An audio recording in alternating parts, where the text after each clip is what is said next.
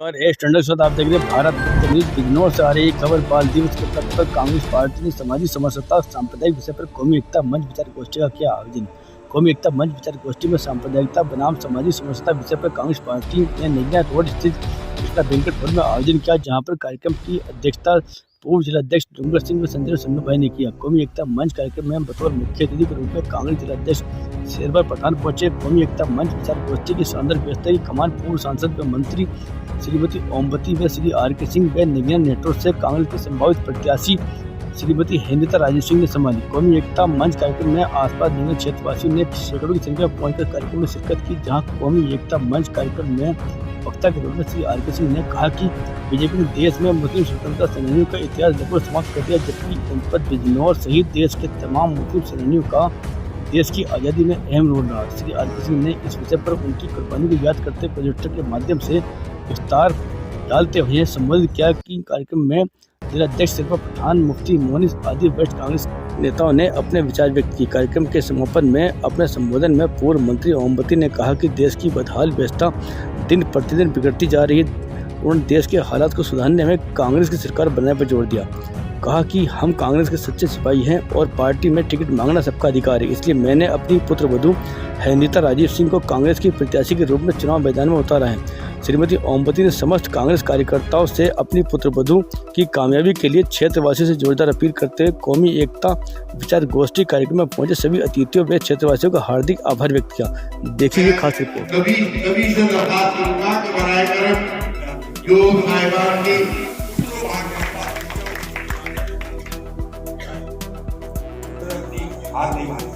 और ये अंसारी साहब की बात जो है भारत के हाजी खुदाम का ये जो है सारे का जन्म हुआ था। थाना मोड़ में जो आंदोलन हुआ था अंग्रेजों के खिलाफ, जो बहुत बड़े बढ़ के है बेगम हाजरत क्या है ये लखनऊ जब इनके जो पति जो नवाब वालिद अली साहब थे, ये उनकी दूसरी पत्नी थी।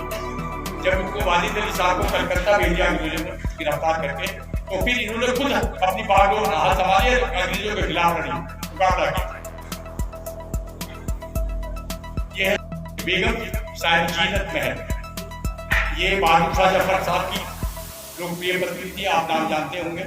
बेगम जीनत महल ने और इसके बाद में हम है इसके मालिक हिंदुस्तान हमारा, पाक बदले कौम का जन्नत से भी प्यारा। और 1857 की क्रांति की एक गीत बहुत फेमस हुआ, अली बहादुर सेकंड, ये बादा के नवाब थे और इन्होंने भी और बहादुर शाह जफर आप जानते हैं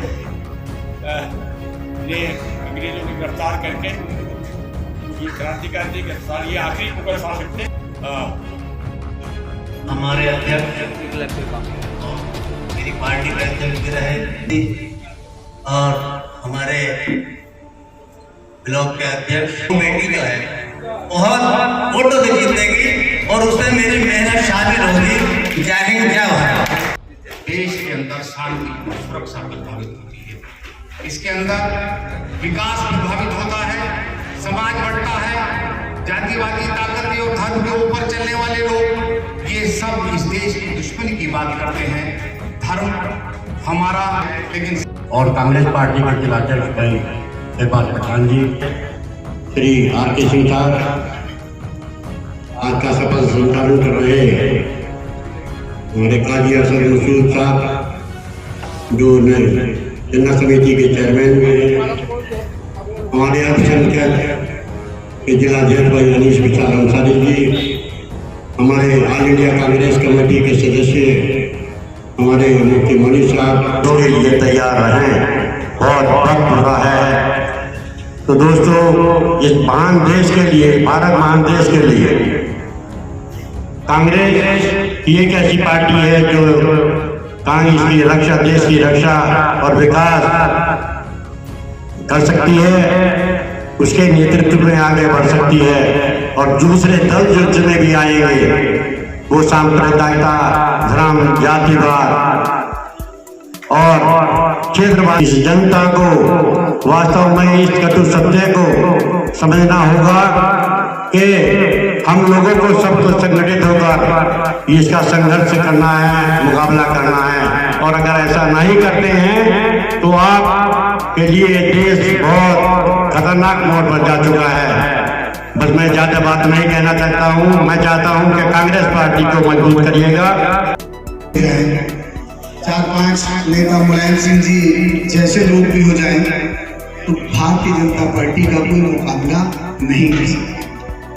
भारतीय जनता पार्टी का मुकाबला करने में हिंदुस्तान के अंदर कोई पार्टी सक्षम है, सक्षम है तो केवल कांग्रेस पार्टी।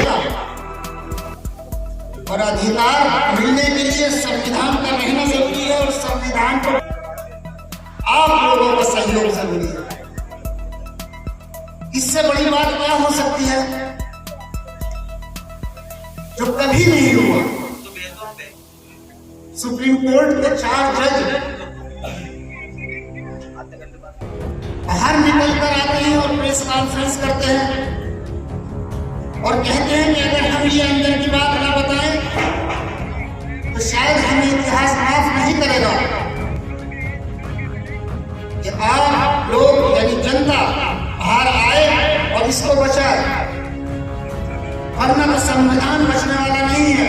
ये कहना चाहते हैं कि आज की स्थिति है, राजनीतिक स्थिति, आप सब देख रहे हैं कि हमारा अल्पसंख्यक, हमारे भाई हमारे बड़े ही कंफ्यूजन में है, बड़े नाजुक दौर से गुजर रहे हैं। 70 साल की सरकार पे, अपनी कांग्रेस की सरकार पे सवाल करते हैं, पर क्या हम कभी उत्तर प्रदेश में पिछले 32 सालों में कोई सवाल करता है कि पिछले 32 सालों में हमारे अल्पसंख्यक समाज, हमारे मुस्लिम भाई जो यहाँ पर आए हैं, उनकी कितना विकास, कितनी प्रगति हुई है, कभी कोई सवाल कर पाया है? भाजपा का तो स्वरूप हमें पता है, वो तो इतनी हिम्मत है कि वो खुलकर सामने आके सांप्रदायिकता को बढ़ावा देती है। और जो और गैर कांग्रेसी दल अभी तक काज कर रहे हैं, एक कभी हम इसे पसंद करते हैं, कभी उसे पसंद करते हैं, उससे हम लोग को मिल क्या रहा है, क्या मिला है? बल्कि इस प्रेम के सबूत दोबारा से देने पड़ रहे हैं। ये यही माहौल के लिए आपने 32 साल गुजारे हैं। कृपया इसमें सोचिए, जो पिताजी कहना चाह रहे हैं, आप अपना आराम से टाइम लीजिए, समय लीजिए, पर दिल से सोचिए, घर जाकर अपने परिवार में बैठकर सोचिए कि जो उन्होंने कहा, जो और सब हमारे सीनियर यहाँ पे सब बैठे हैं, हमारे युवा साथी हैं, हमेशा युवा साथी को कहते हैं, आप लोग थोड़ा सोच विचार करिए कि क्या ये 32 साल आप लोग के ऐसे गुजर गए? आप कहाँ थे, हम कहाँ पहुँच गए? कहीं आगे का बढ़ाव आप लोग नहीं देख पाएंगे। केवल कांग्रेस ही एक ऐसी सरकार रही है जिसने स्टेबिलिटी दी है, स्थिरता दी है, तो सबको लेके साथ चले। उसके लिए केवल एक धर्म विशेष को उसको आगे नहीं बढ़ाना, तो सबको साथ लेके चलिए। एक धर्मनिरपेक्ष सरकार देना चाहिए। 74 साल की आजादी रही है, पर उसमें पिछले आप ये 32 साल का भी हिसाब लीजिए ना। विकास आप सब जानते, शिक्षा का विकास है, आपकी आय का विकास है। और मेरे ख्याल से पिछले 2 साल हमने कोरोना में निकाले, उसने सच में ही बताया कि विकास आपको शिक्षा का चाहिए, आपके स्वास्थ्य का चाहिए और आपकी आय में बढ़ोतरी का चाहिए।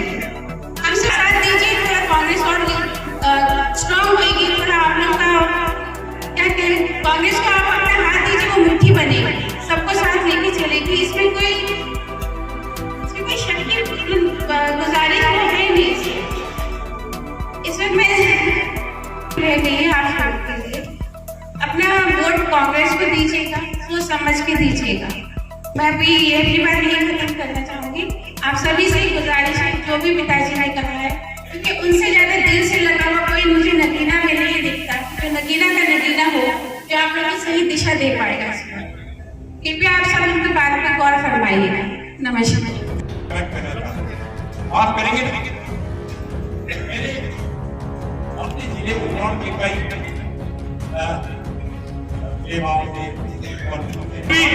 विद्यार्थी सबको इसमें देते हैं। और अगर आप ये नहीं करेंगे, क्यों कह रहा हूँ, कि नेताओं के उस पर नेतृत्व में लड़ी गई थी, तो मैंने आपको गिनाया। ये लड़ाई भी आपके नेतृत्व में, और अगर कांग्रेस के और किसी पार्टी के आपको सफलता नहीं मिल सकती। भाइयों दोस्तों, मैं आपका बहुत बहुत शुक्रिया अदा